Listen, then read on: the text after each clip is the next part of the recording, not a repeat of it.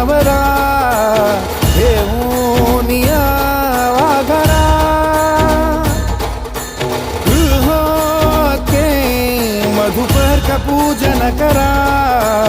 अंतपटाते धरा दृष्ट वधूवरा न करता दोघे करावी उभी वाजंत्री बहुगलबला न करणे पुर्यात सदा